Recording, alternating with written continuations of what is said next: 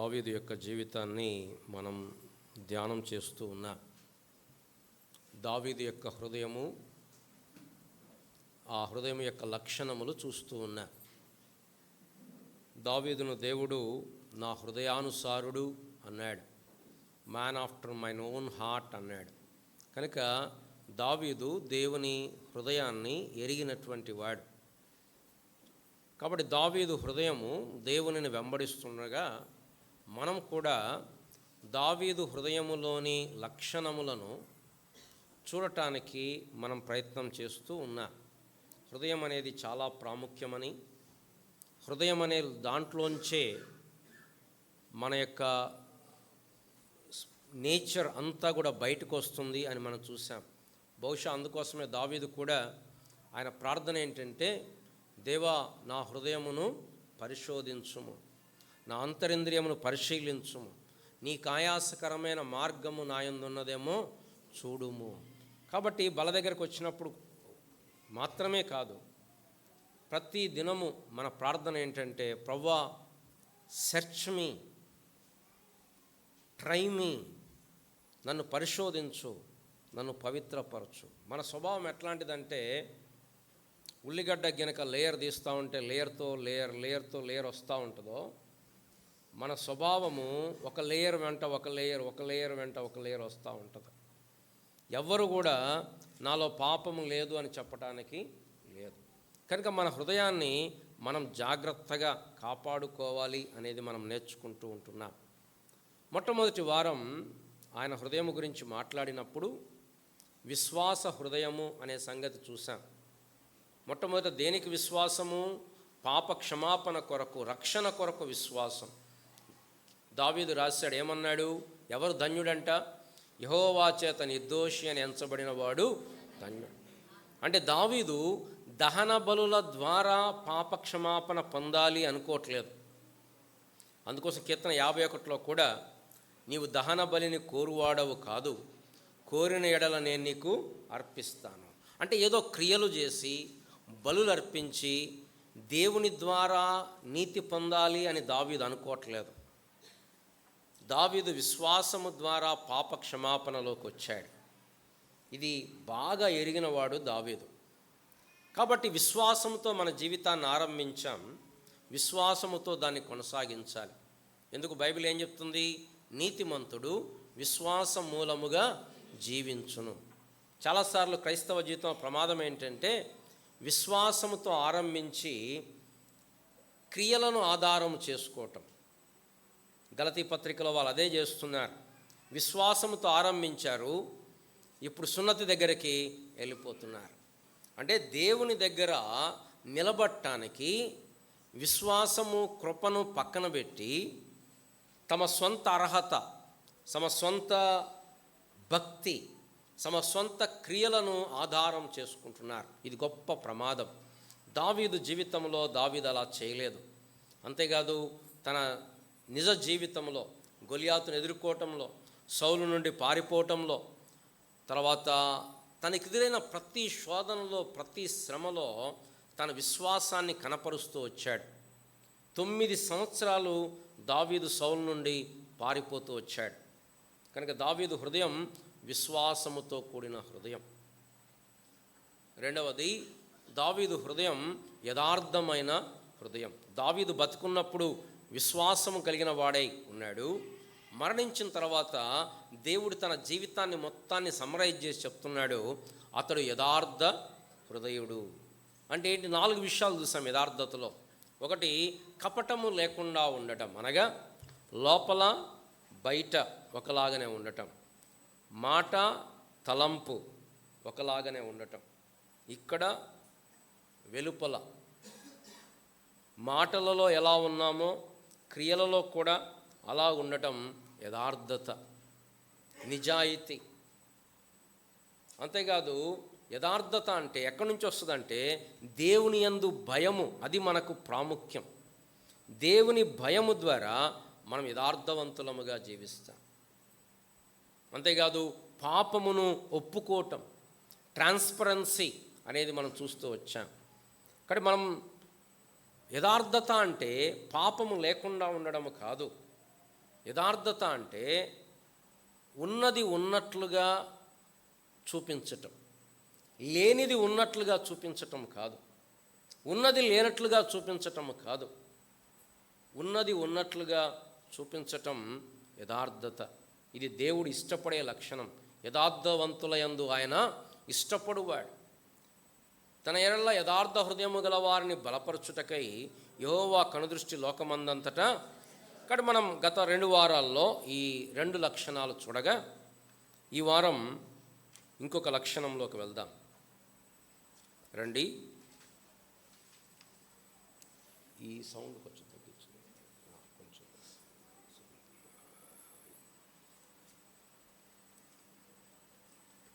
2వ సమూయేలు గ్రంథం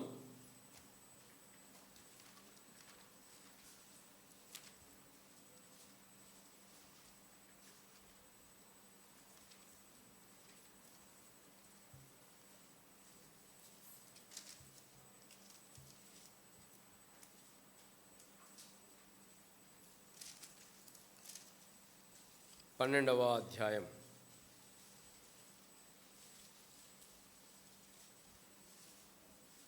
రెండవ సమూయేలు గ్రంథం 12వ అధ్యాయం.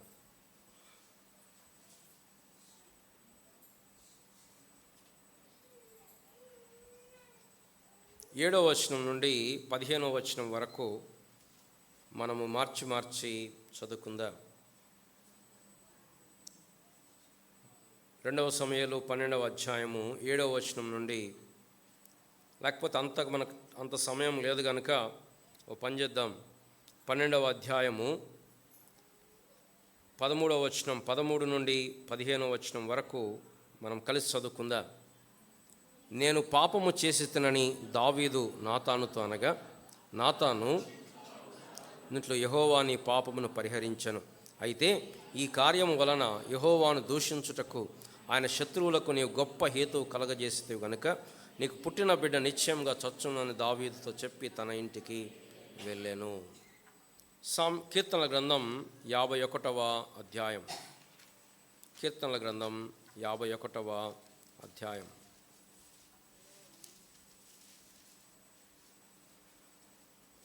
నాలుగవ వచనం, నీకే విరోధముగా నేను పాపము చేసి ఉన్నాను, నీ దృష్టి ఎదుట నేను చెడుతనము చేసి ఉన్నాను. కావున ఆజ్ఞ ఇచ్చినప్పుడు నీవు నీతిమంతుడిగా కనగపడదువు, తీర్పు తీర్చునప్పుడు నిర్మలుడిగా అగుపడదువు. మొదటి సమూయేలు 24వ అధ్యాయము 5వ వచనం. మొదటి సమూయేలు 24:5. సౌలు పై వస్త్రమును తాను కోసనని దావీదు మనస్సు నొచ్చి. 2వ సమూయేలు 24వ అధ్యాయం 10వ వచనం. జనసంఖ్య చూచినందుకై దావీదు మనస్సు కొట్టుకొనగా. చాలమ్మ. ప్రేమగల తండ్రి, చదవని వాక్య భాగం ద్వారా మీరు మాతో మాట్లాడుతురండి. మమ్మల్ని దర్శించండి, మమ్మల్ని సంధించండి. నిజమైన యథార్థమైన క్రైస్తవ జీవితంలోనికి మమ్మల్ని నడిపించండి. యథార్థవంతుడైన క్రైస్తవుడికి ఏ లక్షణాలు ఉండాలో ఆ లక్షణాలు మాలో సంపూర్ణముగా బయలుపరచబడినట్లుగా కృప చూపించండి, సహాయపడండి. నిలబడుచున్న మీ దాసుడు మంటి పాత్ర, అనేకమైన లోటుపాట్లు బలహీనతలు కలిగిన వాడు కనుక మీరు కృపచేత జ్ఞాపకం చేసుకొని మాకేది అవసరమో, మాకేది నేర్పించబడాలో మీరు మాకు సహాయం చేయండి, కృప చూపించమని యేసు ప్రభు నామమున ప్రార్థించి అడిగి వేడుకుంటున్నాము తండ్రి, ఆమేన్. మనం చదివిన వాక్య భాగంలో నుండి దావీదు యొక్క హృదయములో ఉన్న ఒక అద్భుతమైన లక్షణం ఏంటంటే రిపెంటింగ్ హార్ట్ ఆఫ్ రిపెంటెన్స్, పశ్చాత్తాపపడే హృదయం. దావీదు యథార్థవంతుడు అంటే ఏ పాపము లేనివాడని కాదు. మనకి మొదటి రాజుల గ్రంథం 15వ అధ్యాయంలో, మొదటి రాజుల గ్రంథం 15వ అధ్యాయంలో దావీదు గురించి మాట్లాడేటప్పుడు 3వ వచనంలో, అతని తల్లి అతడు తన తండ్రి పూర్వం అనుసరించిన పాప మార్గములన్నిటిలో నడిచెను. తన పితరుడైన దావీదు హృదయము తన దేవుడైన యెహోవా యెడల యథార్థముగా ఉన్నట్లు అతని హృదయం యథార్థముగా ఉండలేదు. దావీదు హిత్తీయుడైన ఊరియా సంగతి యందు తప్ప తన జీవిత దినములన్నయూ యెహోవా దృష్టికి యథార్థముగా నడుచుకొనుచు యెహోవా అతనికిచ్చిన ఆజ్ఞల్లో దేని విషయమందును తప్పిపోకుండాను. కాబట్టి దావీదు యొక్క జీవితాన్ని చూసినప్పుడు ముఖ్యంగా బత్షెబా విషయంలో ఆయన ప్రవర్తించిన తీరు, వ్యభిచారము, కపటము, నరహత్య, వేషధారణ చూసినప్పుడు సాధారణంగా వచ్చే సందేహం ఏంటంటే, ఎట్లా ఈ మనిషి దేవుని హృదయానుసారుడయ్యాడు? దేవుడు ఎట్లా ఈ వ్యక్తిని పట్టుకొని నా హృదయానుసారుడు అని ఎలా పిలుస్తాడు? దేవుడు ఎలాగా యథార్థవంతుడు అని చెప్తాడు దేవుడు అంటే, దావీదు జీవితంలోని అద్భుతమైన స్వభావం లక్షణం ఏంటంటే, ఎప్పుడైతే తాను పాపము చేశాను అనేది దేవుడు తన గమనికకు తీసుకొచ్చాడో, దేవుడు దాన్ని దర్శించాడో, వెంటనే దావీదు పశ్చాత్తాపపడుతున్నాడు, దావీదు నొచ్చుకుంటున్నాడు. మనం ఇప్పుడు చదివాం, దావీదు ఒకసారి సౌలు దావీదుకు దొరుకుతాడు. మనం చాలాసార్లు మాట్లాడుకున్నాం ఆ విషయం గురించి. దావీదు జీవితం అంతా అల్లకల్లోలం అయిపోయింది సౌలు వల్ల. సౌలు దొరికాడు. పక్కనున్న వాళ్ళు అన్నారు, అన్నా దేవుడే నీ దగ్గర పంపించాడు, ఒక్క దెబ్బతో నువ్వు చంపేయి అన్నాడు. నేను చంపను అన్నాడు. నువ్వు చెప్పు, మేము చంపుతామన్నారు. కానీ దావీదు చంపలా. దావీదు ఆఖరికి ఏం చేశాడు? ఒక వస్త్రాన్ని కోసాడు. అక్కడ రాయబడిన మాట ఏంటంటే, ఆ రాజు యొక్క వస్త్రాన్ని కోసినందుకు దావీదు మనసులో బాధపడ్డాడు, నొచ్చుకున్నాడు. అయ్యో నేను ఎందుకు కోసాను, బాధపడ్డాడు. మన తర్వాత కూడా 2వ సమూయేలు 24లో చదివాం, దావీదు జనసంఖ్య లెక్క పెట్టాడు. అది పాపం. అప్పుడు తన హృదయం ఏమైంది? కొట్టుకుంటుంది. అయ్యో నేను పాపము చేశానే. అంటే దావీదు హృదయం పాపానికి సెన్సిటివ్గా ఉంది. ఆపోజిట్ ఆఫ్ సెన్సిటివ్ ఏంటి? ఇన్సెన్సిటివ్. కొన్నిసార్లు క్రైస్తవ జీవితంలో మనం ఏ స్థితిలోకి వెళ్ళిపోతామంటే, ఇక మనం పాపానికి అతీతులం, ఇక మనం పశ్చాత్తాపడాల్సిన పని లేదు అనేటువంటి ఒక నిర్భయమైన స్థితిలోకి మనం వెళ్ళిపోతాం. ఇక మనం పశ్చాత్తాపడాల్సింది ఏమీ లేదనుకుంటాం. కానీ దావీదు జీవితంలో దావీదు ఎక్స్క్యూజ్ చేసుకోవచ్చు. దావీదు రాజు కదా, నాతాను వచ్చి చెప్పాడు. నాతాను వచ్చి ఒక కథ చెప్పాడు. చెప్పినప్పుడే ఒక మార్గస్థుడు రాగానే ఈ ధనవంతుడు తనకున్న 100 గొర్రెలు కాకుండా పేదవాని గొర్రెను చంపాడు అనగానే దావీదు కోపం వచ్చింది. ఎవరా మనిషి, చావాల్సిందే అన్నాడు. అప్పుడు నాతాను అన్నాడు, ఆ మనిషివి నువ్వే అన్నాడు. అప్పుడు దావీదు ఏం చెప్పొచ్చు? ఏం నాతానా, నేను రాజుని, ఏం నాకు అధికారం లేదా? నేను దైవ సేవకుణ్ణి, దేవుని పాటలు రాశాను, నేను మందిరం కొరకు అన్నీ సేకరిస్తున్నాను, మందసాన్ని తీసుకొచ్చి పెట్టాను, ఇంత భక్తి చేసిన వాడిని, ఏమైంది?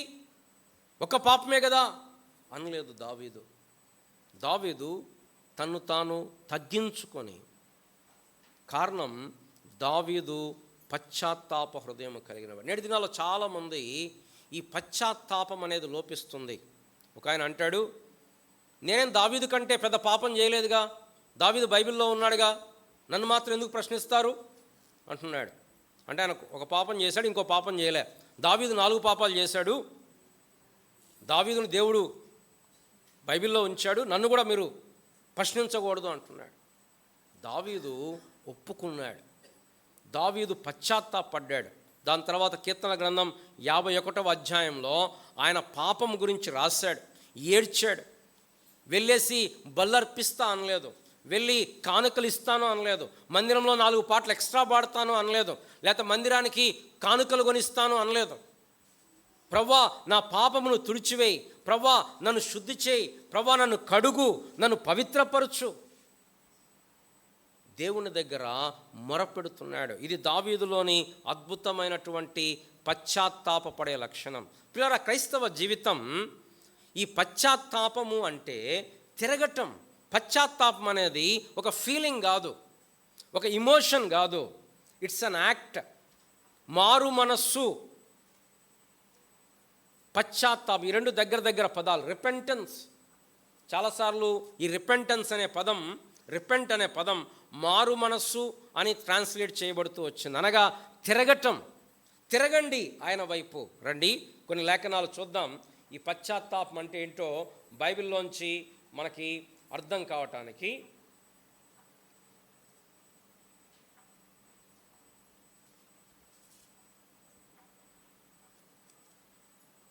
మొదటి రాజుల గ్రంథం 8వ అధ్యాయం.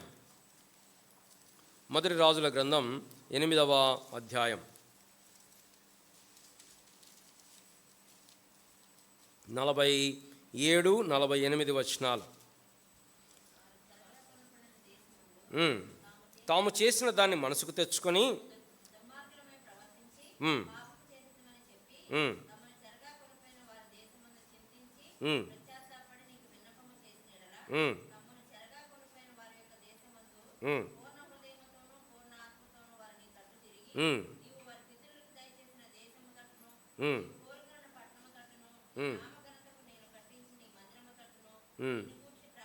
చాలక్క.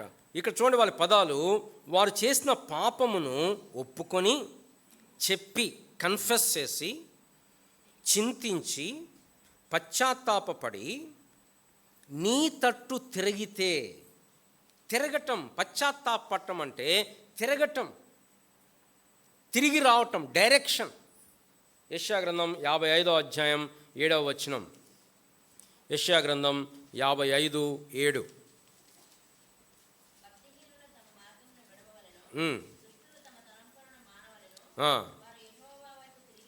తిరిగిన ఎడల, ఆ పాతది వదిలిపెట్టి. పశ్చాత్తాపం అంటే ఏంటంటే ఏదైతే తప్పు చేశామో దాన్ని వదిలిపెట్టి ప్రభు వైపు తిరిగి రావటం. ఇది పశ్చాత్తాపం. దాన్ని చేతిలో పట్టుకొని రావటం కాదు, దాన్ని అలానే ఉంచుకొని నేను పశ్చాత్తాపడుతున్నాను అనేది కాదు. అది పరితాపం.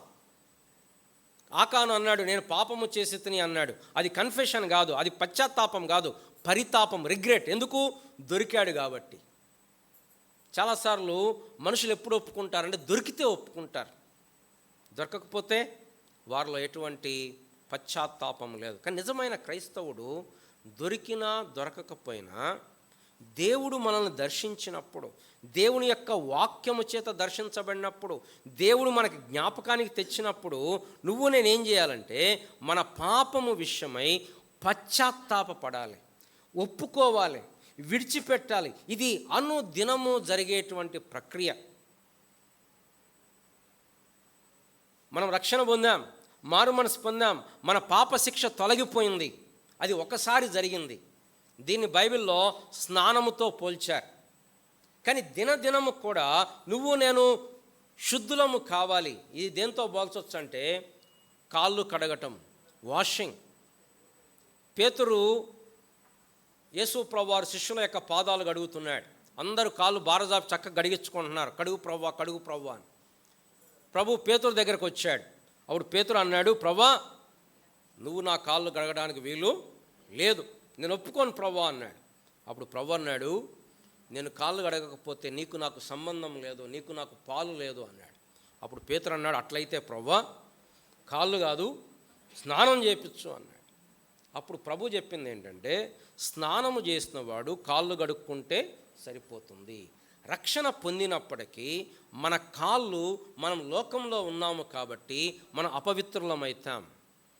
ప్రత్యక్ష గుడారంలో పైనంతా బంగారం, పక్కనంతా బంగారం, దేవదారు పలకలు, దేవుని సన్నిధి, ధూపము, బలులు, రక్తము. కానీ కాళ్ళు ఎక్కడున్నాయంటే కింద ఫ్లోరింగ్ లేదు. ప్రత్యక్ష గుడారంలో ఎక్కడుంటుంది? మట్టిలో ఉంటాయి. కాబట్టి యాజకులు ఎంత సేవ చేసినా పాదాలకు ఏమంటుతుంది? మట్టి అంటుతుంది. ఈ మట్టి ఎక్కడ కడుక్కోవాలి? గంగాళము దగ్గరికి వెళ్ళి, ఆ గంగాళానికి అద్దాలు ఉంటే ఆ గంగాళము దగ్గర ఆ కాళ్ళు కడుక్కొని వారు అక్కడ సేవ చేయాలి. ఇక్కడ ఏ వ్యక్తి అయినా సరే, ఎంత గొప్ప దైవజనుడైనా ఏముంటాయి? మట్టి పాదాలు ఉంటాయి. భక్సింగ్ గారి జీవిత చరిత్ర కోషి గారు రాశాడు. దాంట్లో ఒక చాప్టర్ ఏం రాశాడంటే man of god feet of clay అని రాశాడు. అంటే ఆయనలో కూడా బలహీనతలు ఉంటాయి, ఆయన కూడా మట్టి పాదాలు ఉంటాయి, పౌల్లో ఉంటాయి, ప్రతి వ్యక్తిలో ఏముంటాయి? Feet of clay. ఎందుకు? మనం ఉండేది మట్టిలో, మనం ఈ లోకంలో ఉన్నాం. కాబట్టి ఏమవుతుంది? ప్రతి దినము అపవిత్రత. బయట నుంచి రావడం పక్కన పెట్టండి, మన లోపల అపవిత్రత ఉంది. కనుక ఈ పశ్చాత్తాపం గురించి మనకు అర్థం కావాలంటే, దీని గురించి మనం ఇది మన జీవితంలో అనుదినము పనిచేయాలంటే ప్రాముఖ్యంగా 4 విషయాలు మీ ముందుకు తీసుకురావాలని ఆశిస్తూ ఉన్నాను. మొట్టమొదట, దేవుని పరిశుద్ధతను మనం ఎరగాలి. దేవుని పరిశుద్ధత ఎరగకపోతే మనం ఏం చేస్తాం? ఇతరులతో కంపేర్ చేసుకుంటాం. నేను ఆ పరిసేయుడు చెప్పుకున్నాడు, ఏమని? నేను వాళ్ళలాగా లేను. నేను హారిజాంటల్ కంపారిజన్ అయిపోతుంది. చాలాసార్లు మన కంపారిజన్ ఎవరితోటి? మన పక్కన వాళ్ళతోటి. నేను వాళ్ళకంటే బాగున్నాను, నేను వీళ్ళకంటే బాగున్నాను, వీళ్ళకంటే చక్కగా ఆత్మీయంగా ఉన్నాను. ఇది ఎప్పుడు తెలుసా? దేవుని పరిశుద్ధతను ఎరగకముందు. ఎప్పుడైతే దేవుడు ఎంత పరిశుద్ధుడో ఎరుగుతామో అప్పుడు మనలో నిజమైన పశ్చాత్తాపం వస్తుంది. కొంతమంది దేవుణ్ణి చూశారు. ఎవరు చూశారు? యెషయా ప్రవక్త చూశాడు. 4 విషయాలు చెప్తాను, మళ్ళీ నేను అంటే టైం సరిపోద్దులేదు. ఒకటి, దేవుని పరిశుద్ధతను ఎరగాలి. రెండవది, మన పాప స్వభావాన్ని ఎరగాలి. మూడవది, మనం ఎంత బలహీనులమో ఎరగాలి. నాలుగవది, దీనులమై ఆయన సన్నిధిలోకి రావాలి. యెషయా గ్రంథం 6వ అధ్యాయంలో ఈ 4 సంగతులు కూడా కనపడతాయి. రండి, యెషయా గ్రంథం 6వ అధ్యాయం. ఎప్పుడైతే దేవుణ్ణి చూశాడో, అయ్యో నేను అపవిత్రుడను, అపవిత్రమైన పెదవులు గల వాడను, అపవిత్రమైన పెదవులు గల జనుల మధ్య నేను నివసించువాడను, నేను నశించితిని. దేవుని పరిశుద్ధత అనేది మనం ఎరిగినప్పుడు మన స్వభావము ఎంత పాపమో మనం తెలుసుకుంటాం. అది ఎరగనంత వరకు మనల్ని మనం కూడా అబ్బా మనంత మంచోడు ఇంకొకడు లేడు ప్రపంచంలో అనుకుంటాం. యోబు అత్యంత గొప్ప శ్రమ గుండా వెళ్ళాడు. ఆ శ్రమ నువ్వు నేను ఊహించటానికి కూడా భయమేస్తుంది. ఒకే రోజు 10 మంది పిల్లలు చనిపోయారు. ఒకే రోజు ఆస్తంతా పోయింది. గొర్రెలు, మేకలు, ఒంటెలు, ఎడ్లు అన్నీ పోయినాయి. ఆరోగ్యం పోయింది. రాజులాగా ఉన్నవాడు బూడిదలో కూర్చొని చిల్ల పెంకుతో గోక్కుంటూ తట్టుకోలేక నేను చచ్చిపోతాను ప్రభువా నన్ను చంపేయని ప్రార్థన చేస్తున్నాడు. ఈ లోపల స్నేహితులు వచ్చారు. వాళ్ళు అంటున్నారు, నువ్వేదో పాపం చేసుంటావు, నీ పిల్లలేదో పాపం చేసుంటారు, కనుకనే నీకు ఇలా జరిగింది, నువ్వు పరిశుద్ధంగా ఉండుంటే ఇలా జరిగి ఉండేది కాదని వాళ్ళు గుచ్చుతున్నారు. ఆ తట్టుకోలేక యోబు అంటాడు దేవునితోటి, దేవుడు నాకు అన్యాయం చేశాడు, దేవుడు సరిగా నన్ను చూసుకోవట్లేదు, నేనేం తప్పు చేశానని దేవుడు ఇలా చేస్తాడు, ఇట్లా చేస్తాడు దేవుడు నన్ను? రమ్మని దేవునితో మాట్లాడతాను, రమ్మని దేవునితో మాట్లాడతాను, రమ్మని దేవునితో మాట్లాడతాను. ఇది నా చేవరాలు, నాకు సర్వశక్తి నాకు ఉత్తరం ఇవ్వాలి, నేను అప్లికేషన్ పెడుతున్నాను, మేమిద్దరం వాదిస్తాం, రమ్మను అన్నాడు. దేవుడు దిగొచ్చాడు. దేవుడు దిగొచ్చి యోబు శ్రమ ఎందుకు వచ్చిందో చెప్పలేదు, ఎందుకు యోబు శ్రమలు పడ్డాడో చెప్పలేదు. ఏం చెప్పాడంటే, నా మీద నువ్వు అన్యాయం మోపుతావా అని తన స్వభావాన్ని వివరించాడు, తన శక్తిని వివరించాడు. ఎప్పుడైతే దేవుణ్ణి అంత దగ్గర చూశాడో అప్పటిదాకా నా తప్పు లేదు, నా తప్పు లేదు, నా తప్పు లేదు అన్న యోబు అంటాడు, ఏమంటాడు? నన్ను నేను అసహించుకొని ధూళిలో పడి పశ్చాత్తాపడుచున్న. రండి యోబు గ్రంథం ఇక్కడ పెట్టుకోండి, మళ్ళీ వద్దాం. యోబు గ్రంథం 42వ అధ్యాయం.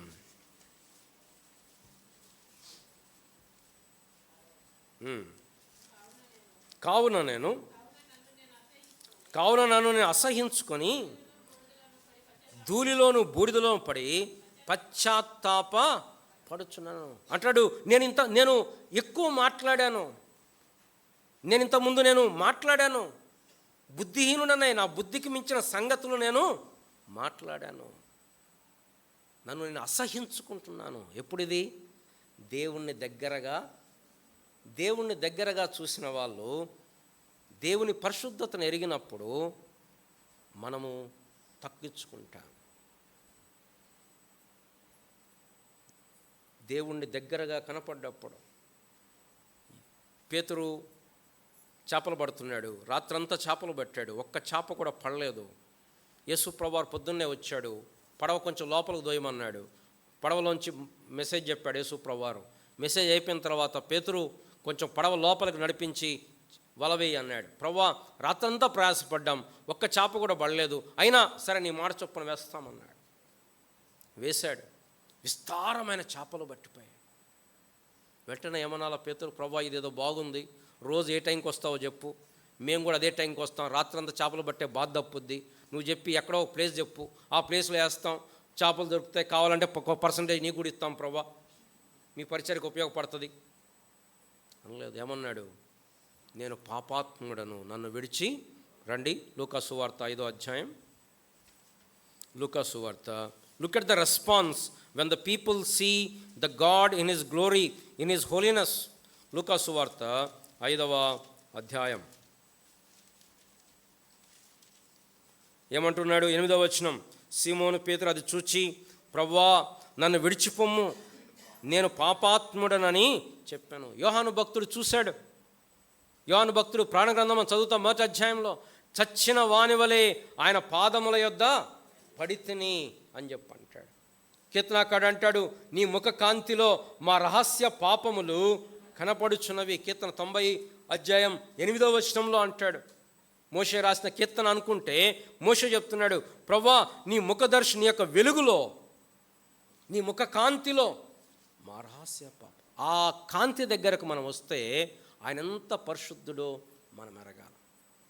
అంత పరిశుద్ధుడు పక్కన పెట్టుకొని మన గురించి మనం మాట్లాడుకుంటే ఎట్లుంటుంది? సూర్యుడు పక్కన కొవ్వొత్తి పెడితే కూడా, కొవ్వొత్తి కంటే ఇంకేదైనా చిన్న మినుకుది మన ఫ్లాష్ లైట్ పెడితే, how dare we talk about, we sing about, మనుషుల యొక్క స్తుతులు పాడటం, మనుషుల గురించి పాటలు పాడటం, ఎవరిని పక్కన పెట్టి? దేవుడు. మన గురించి మనం మెచ్చుకోవటం. మొట్టమొదటిది దేవుని పరిశుద్ధత, దేవుని యొక్క ఘనత ఎరగాలి. దావీదు ఎరిగాడు. రెండవది మన పాప స్వభావం. కేవలం పాపము కాదు, పాప స్వభావము. పాపం అనేది క్రియ, స్వభావం అనేది పాపం. మనం రక్షణ పొందినప్పటికీ మనం ఇంకా శరీరంలో ఉన్నాం, శరీరంలో జీవిస్తున్నాం. కనుక మనం ఏమవుతామంటే, మనలో ఆ స్వభావము, పాత పురుషుడు ఉన్నాడు. ఈ పాత పురుషుని ఏమనుకోవాలా? చనిపోయాడు అని లెక్క పెట్టుకోవాలి. అందుకోసం దావీదు రాస్తాడు కీర్తనలో, ఏమంటాడు? నేను పాపములోనే నా తల్లి నన్ను గర్భము. చాలామందికి ఇది అర్థం కావట్లే. చాలామంది ఏమనుకుంటున్నారంటే, పాపం అనేది వినగానే, అయ్యో వాళ్ళు అట్లా చేశారా, అట్లా చేస్తారు, అసలు అట్లా చేస్తారు కాదు, అట్లనే చేస్తారు. లోపల ఉండే పాప స్వభావం అంటే మనిషి స్వభావం. దేవుని కృపను బట్టి మనం అంత పాపం చేయట్లేదు, కానీ దేవుని కృప మన జీవితాల్లో లేకపోతే అత్యంత పాపాత్ముల కంటే కూడా అత్యంత ఘోరమైన పాపాలు చేసే నేచర్ మనది. చాలాసార్లు మనం దావీదు గురించి చదివినప్పుడు, ఇశ్రాయేలు గురించి చదివిన మనం అనుకుంటాం, వాళ్ళు అట్లా చేశారు, దావీదు అట్లా చేశారు, నేనైతే అట్లా చేయను అనుకుంటాం. లేదు, మనం చేయలేదు అంటే అది దేవుని కృప, అది మన భక్తి, మన శక్తి కాదు.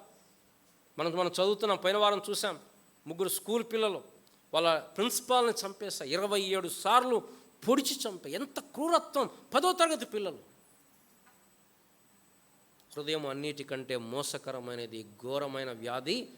లోపలున్న పాప స్వభావము, దాన్ని కనుక చెక్ పెట్టకపోతే అది ఎంత భయంకరమైందో అర్థమవుతుంది. చాలాసార్లు మనం ఈ సంగతి మర్చిపోయాం. ఏమనుకుంటున్నాం?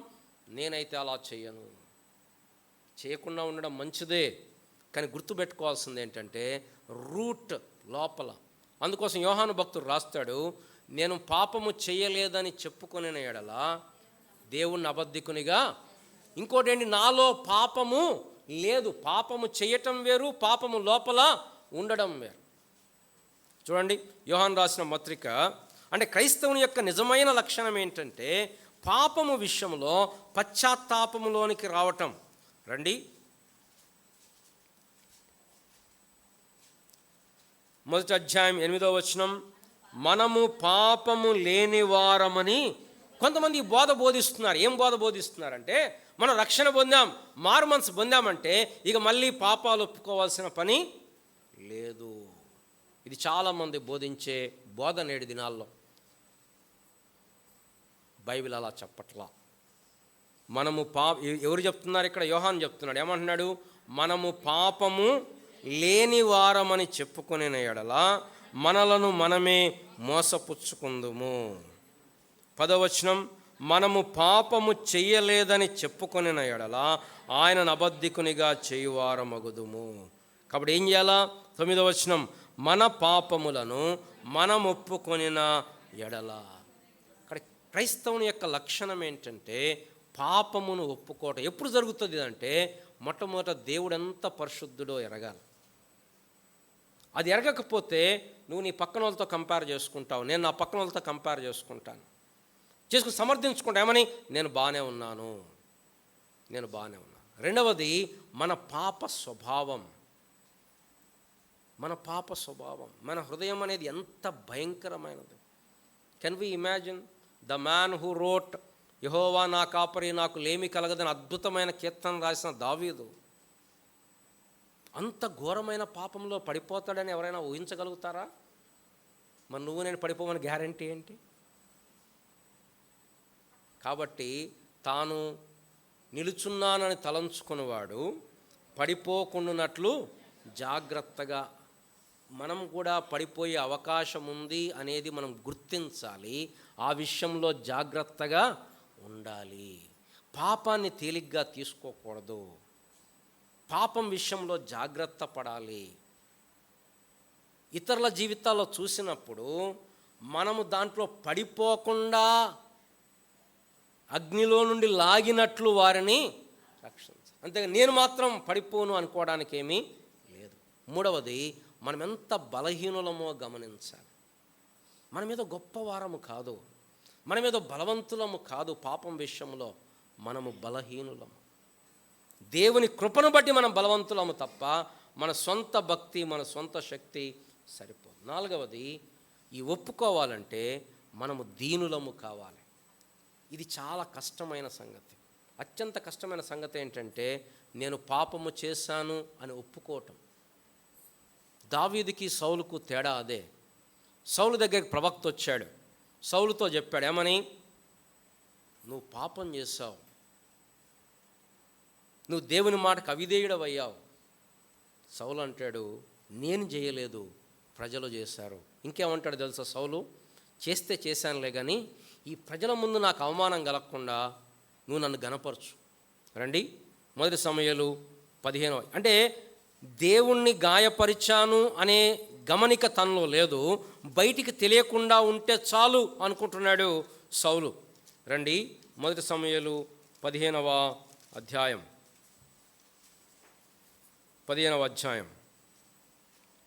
24వ వచనం ఏమంటున్నాడు? సౌలు జనులకు జడిసి, నా తప్పేం లేదు, ప్రజలకు భయపడ్డాను నేను అంటున్నాడు. ఇంకేమంటున్నాడు?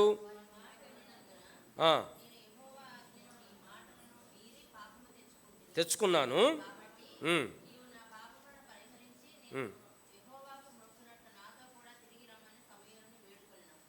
నాతో కూడా రా.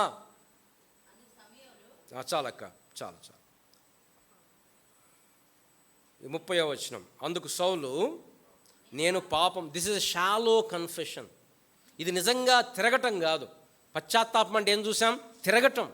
ఇది ఉట్టి నోటితో వచ్చే ఒప్పుకోలు. నేను పాపము చేసి తిని అయినను నా జనుల పెద్దల ఎదుట, ఇశ్రాయేలు ఎదుట నన్ను గణపరిచిన యెహోవాకు మొక్కుటకై నేను పోగా నాతో కూడా తిరిగి రమ్మని అతనిని. ఇక్కడ సౌలు నేను దేవుణ్ణి గాయపరిచాను, దేవుని బాధ పెట్టాను అనే గమనిక కంటే ప్రజల ముందు నాకు అవమానం కలగూడదు. సమూయేలు రాలేదనుకోండి, ఓహో ఏదో జరిగిందంట అనుకుంటారు. కానీ మెయిన్ కన్సర్న్ ఏంటి?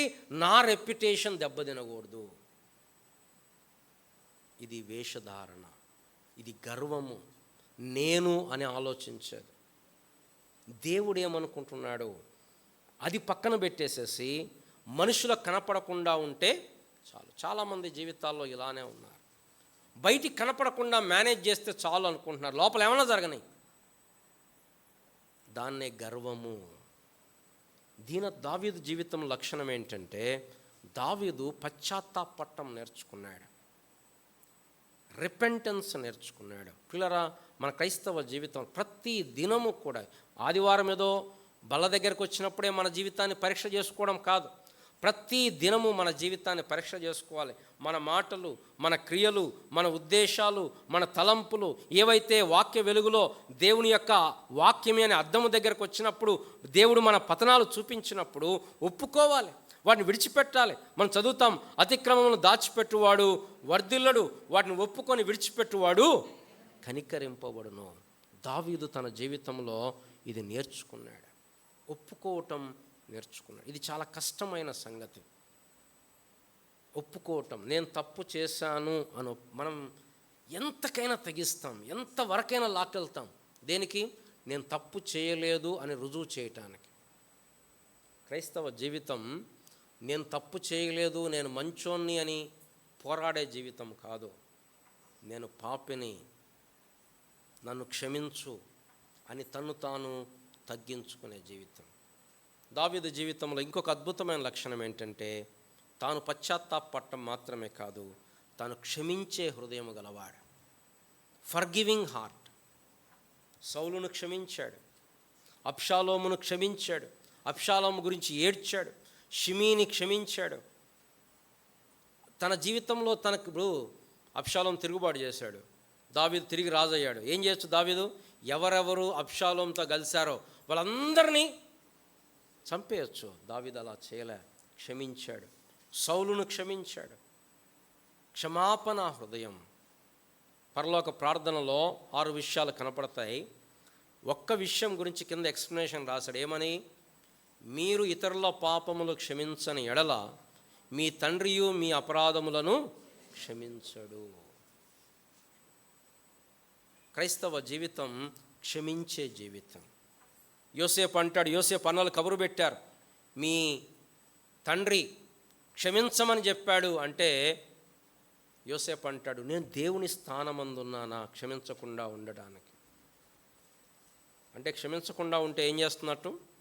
దేవుని స్థానాన్ని మనము తీసుకుంటున్నట్టు. ఈ రెండు ఇంపార్టెంట్. ఒకటి, మనం పాపం చేసినప్పుడు పశ్చాత్తాపడటం. రెండవది, ఇతరులు పాపము చేసినప్పుడు దేవుని పిల్లలుగా మనం క్షమించటం. మన హృదయంలో వారి మీద ద్వేషం పెట్టుకోకపోవటం, మన హృదయంలో వారి మీద నెగిటివ్ థింగ్స్ పెట్టుకోకపోవటం. క్షమించకపోతే అది ఆప్షన్ కాదు. ఒక దైవజనుడు అన్నాడు, క్షమించకుండా ఉండడం ఎలాంటిదంటే అవతల చచ్చిపోవాలని మనం విషం దాగి కూర్చోవటం లాంటిదే. మనం విషం దాగితే అవతల చచ్చిపోతాడు. క్షమించకుండా ఉంటే నష్టం ఎవరికి? వాళ్ళకు కాదు, మనకు నష్టం, మన ఆత్మీయ జీవితానికి నష్టం. ఇతరుల మీద కోపం పెట్టుకోవడం, ద్వేషం పెట్టుకోవడం, కఠినత్వం, ఇది మన ఆత్మకు మంచిది కాదు. మన ఆత్మీయ జీవితానికి, మన ఆత్మీయ ఎదుగుదలకు ఏమాత్రం దోహదపడదు. Let us clean our slate. మన హృదయాన్ని ఎప్పటికప్పుడు ఏం చేద్దాం? నిర్దోషమైనదిగా అభ్యాసం చేసుకుందాం, ఒప్పుకుందాం, విడిచిపెడదాం. రోజులు అలా పెట్టుకోవద్దు. ఈ 2 విషయాలు ఈరోజు మధ్యాహ్న పాఠంలో నేర్చుకుంటున్నాం. ఎక్కువ రోజులు మనం అట్లానే పెట్టుకుంటే, ఒప్పుకోకుండా అది అలవాటైపోతుంది. ఒప్పుకోలేకపోతే అలవాటైపోతుంది. పాపంతో వచ్చిన సమస్య ఏంటంటే, చిన్న పాపాన్ని మనం ఎలో చేస్తే అది ఇంకా పెరిగి పెద్దదవుతుంది. కనుక దావీదు జీవితంలో ఈ 2 లక్షణాలు చాలా ప్రస్ఫుటంగా కనపడతాయి. 2 పెద్ద అంశాలే, గంటలు చెప్పుకోవచ్చు, కానీ నేను సమయాభావం చేత కుదిస్తూ ఉన్నాను. ఒకటి, మనం పశ్చాత్తాపడాలి. ఇక్కడ కూర్చున్న వాళ్ళు ఇంకా రక్షణ పొందకపోతే, మారు మనసు పొందకపోతే, యేసు ప్రభువారిని రక్షకునిగా అంగీకరించకపోతే, నువ్వు ఆయన దగ్గర పశ్చాత్తాపడు. ప్రభువా, నేను పాపిని, నేను ఈ దగ్గరకు వస్తున్నాను, నువ్వు లేకపోతే నేను జీవించలేను అని ఆయన దగ్గర పశ్చాత్తాపడు. రక్షణ పొందాం, మారు మనసు పొందాం. ఎన్ని రోజులైంది మనం పశ్చాత్తాపడి? ఎన్ని రోజులైంది ప్రభువా నన్ను క్షమించు అని అడిగి? ఎన్ని రోజులైంది ఇతరులను మనం క్షమించమని అడిగి? గుర్తులేదు. కారణం, మనల్ని మేము మంచోళ్ళము అనే ఆ ప్లాట్ఫామ్ మీద కట్టుకొని వెళ్ళిపోతున్నాం. పాత రోజుల గురించి వింటుంటే, ఇలా వర్తమానాలు జరుగుతుంటే, బల్ల దగ్గర వస్తుంటే, అప్పటికప్పుడు మాట్లాడుకోని వాళ్ళు, గొడవలు పెట్టుకున్న వాళ్ళు వాక్యం చేత సంధించబడి, దర్శించబడి, వెళ్ళి వారు కలుసుకొని, మాట్లాడుకొని, సమాధానపడి బలలో పాల్గొనేవారంట. నేటి దినాల్లో ఆ ఉజ్జీవం మనకు కనపడట్లేదు. ఎంతసేపటికి మనం వీఆర్ మన గురించి పొగట్టం అలవాటు అయిపోయింది మనకి. మన మంచోళ్ళు, మీరు మంచోళ్ళు, మీరు మంచోళ్ళు అంటే అబ్బా మేము మంచోళ్ళం అని మనం అనుకుంటున్నాం. బైబిల్ అలా చెప్పట్లేదు. మనం పశ్చాత్తాపడటం అలవాటు చేసుకోవాలి, ఏడవటం అలవాటు చేసుకోవాలి, విలపించటం అలవాటు చేసుకోవాలి. దేన్ని బట్టి? పాపమును బట్టి. ఏదో లేదని ఏదో ఉందన్న దాని గురించి కాదు, పాపమును బట్టిన పరితాపము, పశ్చాత్తాపం మనలో ఉండాలి. రెండవది, ఇతరుల పాపాలను, ఇతరుల బలహీనతలను క్షమించగలగాలి. లేకపోతే అది ప్రమాదం మన ఆత్మీయ జీవితానికి. దేవుడు మనకు సహాయపడుగాక. ప్రార్థన చేసుకుందాం. ప్రేమ కలిగిన మా ప్రియ పరలోకపు తండ్రి, దావీదు యొక్క హృదయాన్ని మేము చూస్తున్నప్పుడు అద్భుతమైన లక్షణాలు మాకు కనపడతా ఉన్నాయి. దావీదు లోపము లేనివాడు కాదు, కానీ తాను పాపము చేసినప్పుడు, దేవుడు తను దర్శించినప్పుడు పాపాన్ని ఒప్పుకుంటూ వచ్చాడు, పశ్చాత్తాపడ్డాడు, తిరిగాడు, యథార్థంగా ఒప్పుకున్నాడు. ఏదో పైకి దొరికినందుకు ఉట్టి పెదవులతోటి ఐఎమ్ సారీ అనలేదు ప్రభువా. కీర్తన 51 దానికి నిదర్శనం. విరిగి నలిగిన హృదయం దావీదు కలిగి ఉన్నాడు, దీన హృదయం దావీదు కలిగి ఉన్నాడు. అంత మాత్రమే కాదు ప్రభువా, దావీదు తన జీవితంలో ఎక్కడా శత్రువుల మీద పగ తీర్చుకోవాలి అనే ప్రయత్నం చేయలేదు. దేవునికి అప్పజెప్పాడు, క్షమించాడు, సౌలును క్షమించాడు, సౌలు కుటుంబానికి మేలు చేశాడు. సౌలు ఎంత కీడు చేసినా దావీదు మేలు చేస్తూ వచ్చాడు. అబ్షాలోమును క్షమించాడు, అబ్షాలోము గురించి విలపించాడు, షిమీని క్షమించాడు.